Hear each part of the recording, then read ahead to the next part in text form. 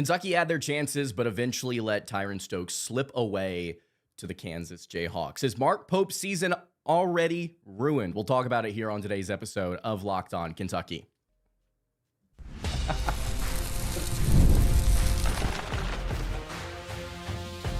You are Locked On Kentucky, your daily podcast on the Kentucky Wildcats, part of the Locked On Podcast Network, your team every day. I find it incredibly fitting that we can't even start the show smoothly here because Tyran Stokes has committed to the Kansas Jayhawks over the Kentucky Wildcats. What's going on, Big Blue Nation? Welcome on into Locked On Kentucky. I'm your host, Lance Dawe. On today's episode of the show, it's no mystery. We're talking about Tyran Stokes, who just announced his commitment live on television to the Kansas Jayhawks over the Kentucky Wildcats. Mark Pope can't close yet again after having this nearly wrapped up all the way back in October. What does this mean for the roster? Is the season already over? Because frankly, the Cats aren't looking at any sort of prospect in even the atmosphere, the stratosphere of Tyran Stokes and his talents. Going to be breaking that down for you here on today's episode of the show. Thank you guys so much for making Locked On Kentucky your first listen every single day. Want to remind everybody out there that we are free and available on all platforms. Subscribe where you are, wherever you are tuned in, because I'll just go ahead and tell you, not getting Tyran Stokes is a bad thing, but I think the more pressing issue now that he has gone elsewhere is what on earth is Mark Pope going to do with this roster? What's he going to do with this team? I like the pieces. I like the pieces Kentucky has gotten. They just got one, actually, in Justin McBride about 30 minutes before Tyran Stokes announced where he was going. It's kind of funny. I've never seen a commitment right before the number one overall player that could be coming to the same school. I've never seen a timeline line up like that before. Obviously, Stokes ends up going elsewhere, but still, Justin McBride committing at the time that he did was very funny. We'll talk about him later in the show. Can you name, for all of you that are already in the live chat, can you name a single player that Kentucky is going after that is as talented as Tyran Stokes? I'll give you a second. At the top of the show, I'll give you a second. Leave a comment. Who do you think that Kentucky's going after is as talented as Tyran Stokes? Because the really cool thing is that Kentucky's not really going after any players. Publicly, everything has gone silent. Everything. They get a commitment from Justin McBride, cool, but even that recruitment went dead silent for about a week and a half. If you are a Kentucky fan, you have every single reason and the right to be flat out panicked right now because it doesn't seem like Kentucky has any answers. And again, I like some of the pieces that they've gotten, but I also question the chemistry and the fit of all of the pieces that they have gotten. And I question the one thing that makes Mark Pope's offenses go, three-point shooting. I question if they have a single player on the roster that can consistently provide that. You may say, Cam shot 36%. Justin McBride shot 40%. We're talking about consistency. The thing that I want Kentucky to try and stray away from is the volatility that has been introduced these last several years, whether it be via injury, whether it be personnel decisions, whether it be just shooting variance. I want Kentucky to stray away from that as far as possible. I want to see a baseline high floor product that has the talent to elevate the ceiling to where they can make a run in the NCAA tournament. And when you miss on prospects like this, it further kind of digs you into the hole of your floor being much lower than you would like for it to be, especially as May comes knocking here. You don't have an answer. You don't have a Tyran Stokes that you're going to go after now. You don't have the guys to replace him. Tunde Yesufu is staying in the draft. Milan Momcilovic is more than likely staying in the draft. Alan Graves is more than likely staying in the draft, and there's no chance at this point that Graves is going to commit to a school that already has two power forwards that are going to play exclusively the four There's no chance Graves is going to commit to a school that already has his position locked down.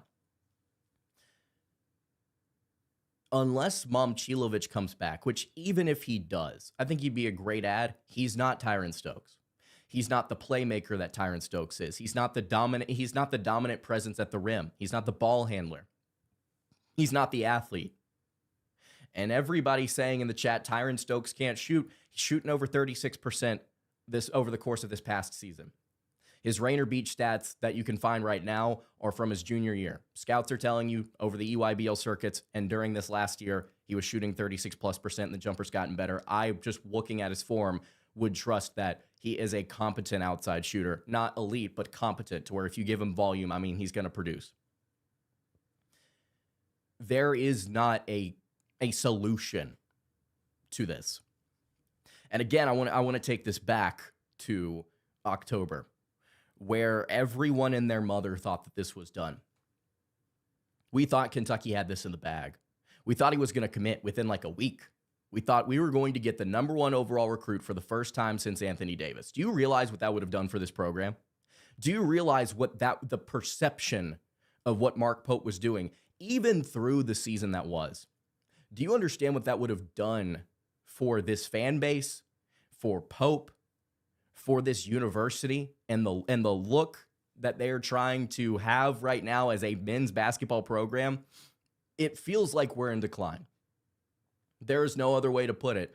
I think that in reality we are, but at the very least, at best, it feels like it. We're slipping. And when you can't close on recruitments like this, it's a bad look. And combined with all of the other whiffs, all of the other misses, all of the other public humiliations, the egg on Mark Pope's face right now, it is a bad time to be a Kentucky basketball fan. With that being said, Kentucky could churn things around. Pope could have an insanely wonderful season. He could get these kids to gel. They could be perfect. They could dominate the SEC. They could make a deep run in the NCAA tournament. They could win a national championship. None of that is off the table. But any sort of logical person looks at the situation and says, the opportunity to make those things happen is difficult to envision, and the process that it will take to get this roster up to speed, to get to the level that the fan base expects it to be at, is very difficult to put into perspective at this point. It's not impossible, and I want it to happen. Let me be clear. I want Mark Pope to win. I want him to succeed. Right now, we are not doing the things at the University of Kentucky men's basketball program. We are not seeing championship caliber recruiting. We're not seeing championship caliber roster construction. We're not seeing championship caliber coaching. We're not seeing championship caliber strength and conditioning. We're not seeing championship caliber money management. We're not seeing any of that. We're not seeing championship caliber athletic director retirement management. This is across the board a humiliation. This is embarrassing for Kentucky. And again, not to be Debbie Downer into the world, because it can still turn around.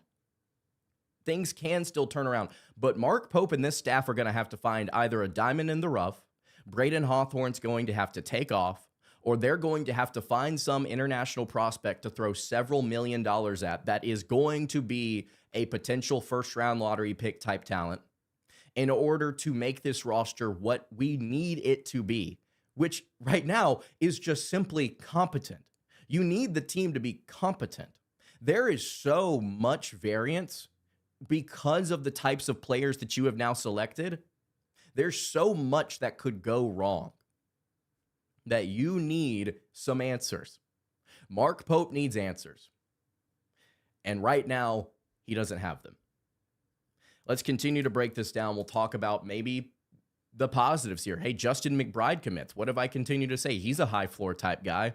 We'll break down his skill set, what he brings to this team, some more stuff about Tyran Stokes. We'll get to the live chat here If some of you will calm down, we'll do that all in just a moment. Before we do it, though, tell you guys about our friends over at FanDuel. The NBA playoffs are rolling along, and every single possession matters. If you're looking to get closer to the action, FanDuel has a great offer for you to get started. Right now, new customers can bet $5 and get $150 in bonus bets if your first bet wins. That's right, turn $5 into $150 in bonus bets for getting started. I really like using FanDuel during the playoffs because everything I need is right there in one place. You can check stats, trends, and matchups before making your picks, which makes the whole experience feel a whole lot more informed. Whether you're looking at player props or just following your favorite stars, it adds another level of excitement to every game, and the app is super easy to navigate as well. It makes playoff basketball even more engaging from start to finish. You can head to FanDuel.com to get started today. That is over at FanDuel. Play your game. All right, continuing along here on today's episode of the show, Lance Dawe hanging out here with you. Really appreciate you guys tuning in. If you have not subscribed on the YouTube channel or the podcast feed, I would love it if you did so.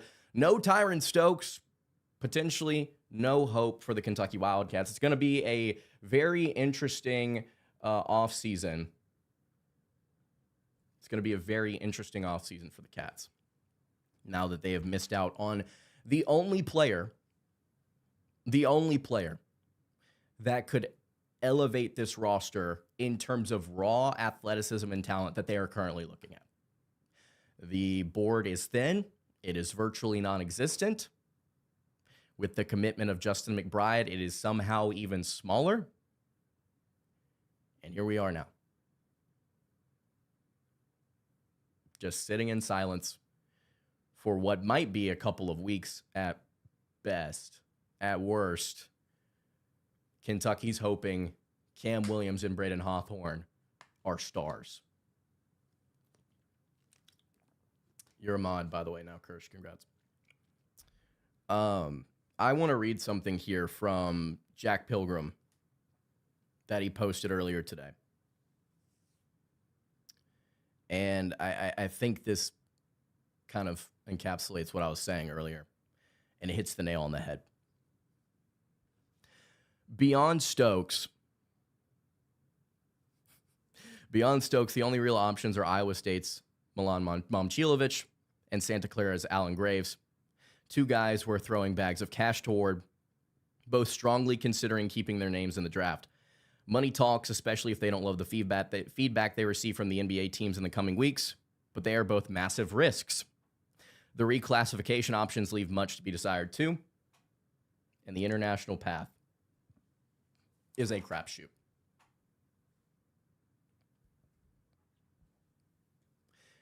Kentucky's in a bad way right now. I mean, there's no other way to put it. You knew this. We knew this. We talked about it. If Kentucky didn't get Tyran Stokes, we were going to have a big problem. We've known this for months. There's no reason for me to sit here and scream and hoot and holler and melt down and freak out. We knew this was coming. We were prepared for this.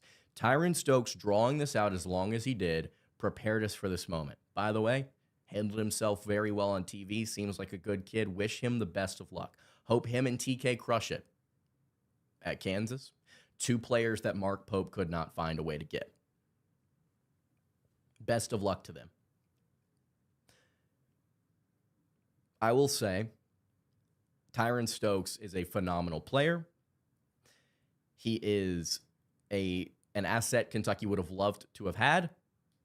According to reporting right before all of this dropped, one person apparently said, like a scout or somebody behind the scenes said, I've never seen Pope go this hard in a recruit. I've never seen him go to the lengths that he has in this recruitment. And it's not enough, which tells you one thing right now. Mark Pope can't get the guys that he wants. He can't do it. Right now, he can't do it. He cannot get the players that he desperately wants. They will choose elsewhere. We have a coach at the University of Kentucky that can't recruit the talent that he needs. That's a big problem. On the flip side of this, like I mentioned, great player, really, really good player. Would have been huge, would have been amazing. The flip side of this are the potential downfalls that we do have to acknowledge. I'm not saying, I'm just telling you what has been said, and I'm telling you what has been front facing. The kid has drawn the drama out. He has leaned into it. There have been a lot of reports about some possible character issues over the last year plus. I'm not going to sit here and tell you that he is a bad kid, that he is a bad person, that he is X, Y, or Z. I'm just telling you what has been said by people who would know and people whose jobs are to report on this type of stuff, and they don't say it just to be mean. What could have come and what could eventually come with a Tyran Stokes addition to the Kansas roster are potential locker room issues. I'm not telling you that's what's going to happen. Kid seemed great on television today, and I wish him the best of luck. All due respect. I'm just telling you, if we want to look at both sides of the coin for a second, you do have to ask, was a potential locker room destruction worth the ad? If that ends up being the case, we may look back on it. It may all fall apart for the Jayhawks. It may be another Darren Peterson situation, and we'll say, well, in hindsight, Pope dodged a bullet. That is on the table. That's all I'll say on that because, again, I'm not going to accuse the kid of being one way or another. I'm just telling you this is what's been reported, and this is what we're looking at, okay? And he may completely change his tune in about 6 months. He may end up being a completely different person once he gets to college. He may hit a maturity level that we've not seen. Who knows? As it stands, that is on the table. That was on the table, and it will continue to be on the table more than likely.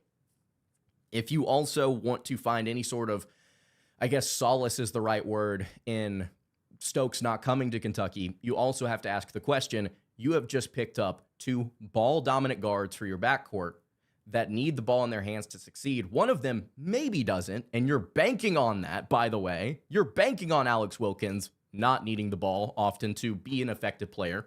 Because, by the way, if Alex Wilkins can't shoot on catch-and-shoot threes or be more than like 35% or can't be effective in spot-up situations, that is a horrible ad. Horrible ad if you don't have an answer for backup. And is Jerome Morton that?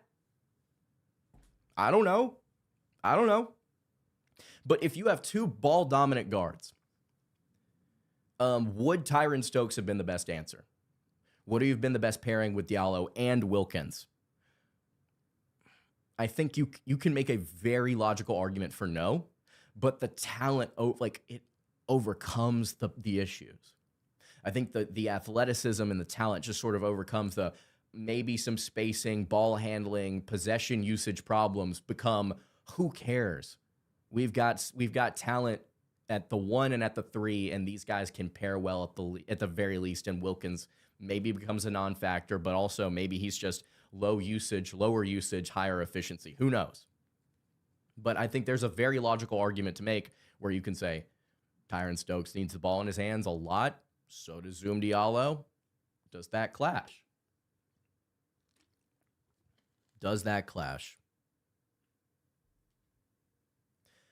I'm not going to, again, it's not that I'm even trying. I'm just not going to sit here and melt down. I'm not going to sit here and melt down. We all knew this was coming. If you are sitting here freaking out, you have not been paying attention to this recruitment for the last half year plus, which honestly, I don't blame you. I really don't. But you do have to take a bit of a step back and acknowledge the fact that this has been dragging for far too long, and we knew where this was heading. We knew coming into today when it was announced, it was like we still were like, well, he's going to end up picking Kansas, but let's see.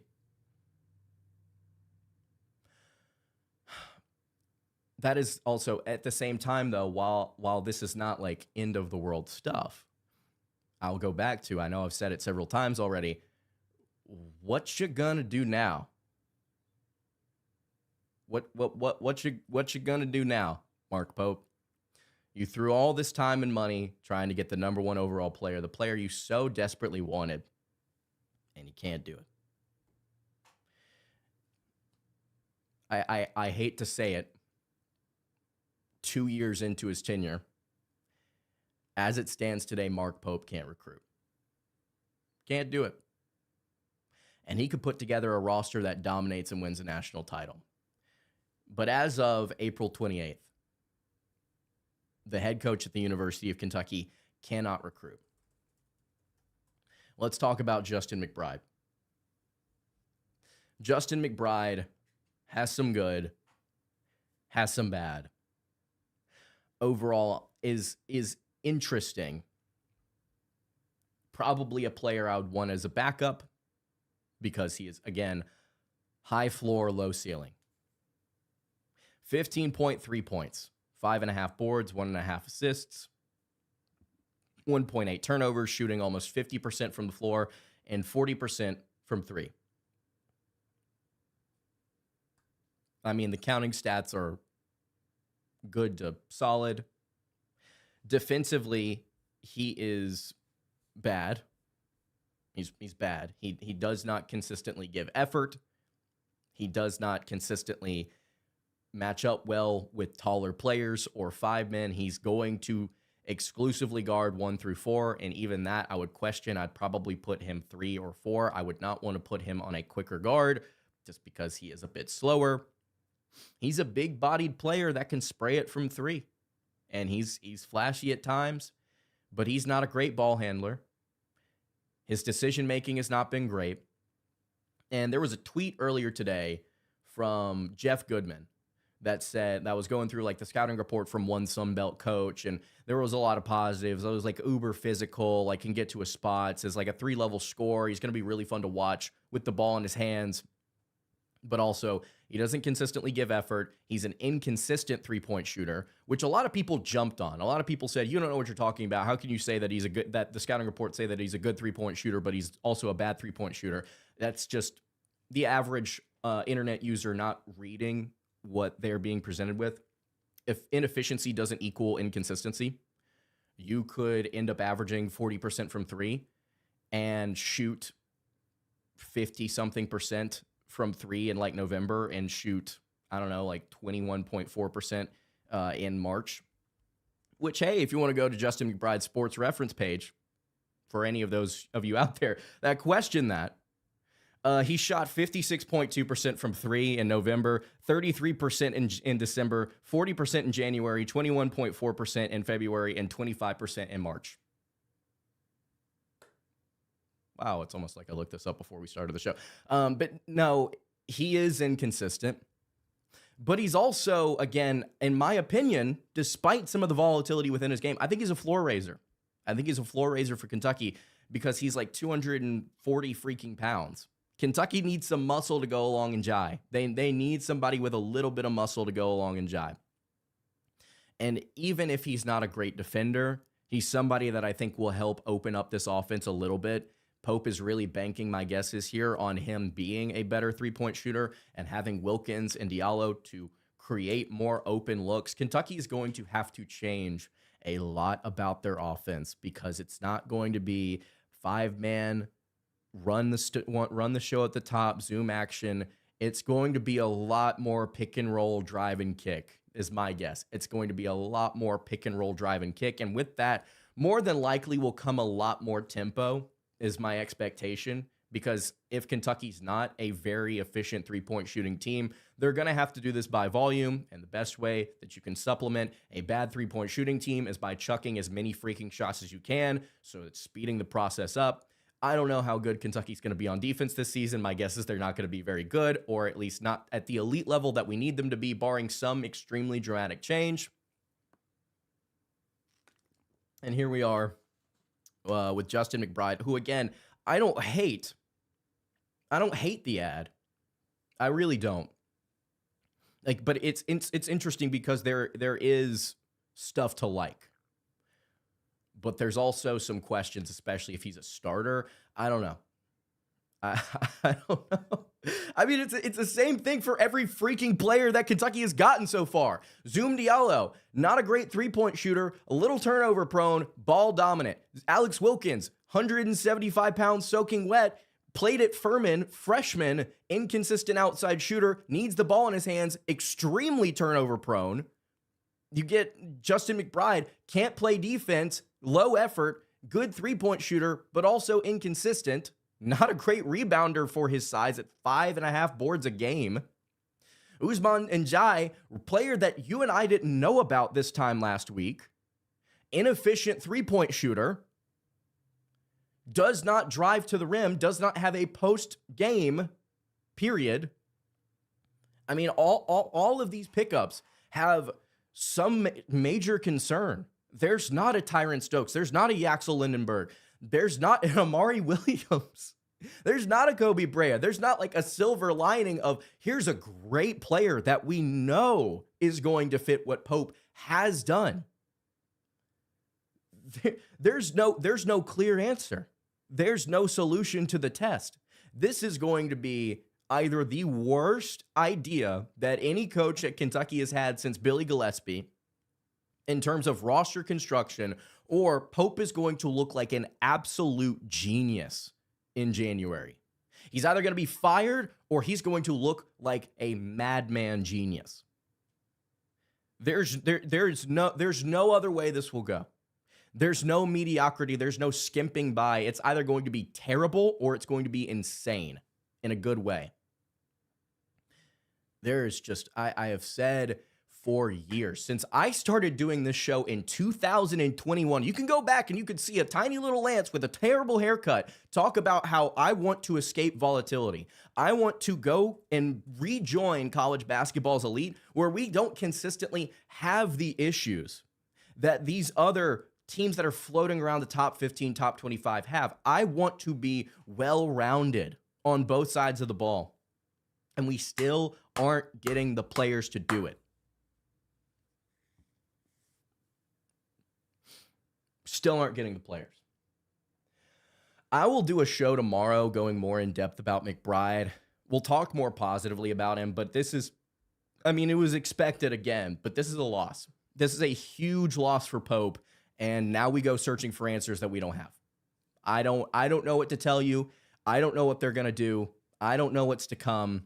It's all very concerning. And again, if you are a Kentucky fan, I'm not telling you to freak out, melt down into the world, because at the end of the day, it's just college basketball. You could still go outside. You can touch grass. You could go have food with a friend. You could go watch a movie. You could go do literally anything. You could go to work. You could do anything to take your mind off of this, because this is not your life. More often, for a lot of you, it's not everything.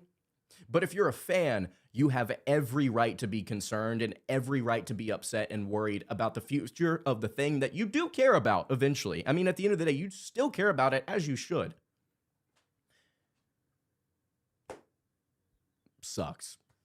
You can follow the show on Twitter at LockedOnUK. You can follow me on Twitter at LanceDawe_, and follow the show over on Instagram. That is at Kentucky Podcast.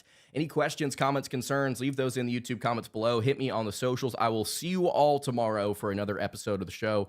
Hope you guys have a great rest of your evening. God bless, and go Cats.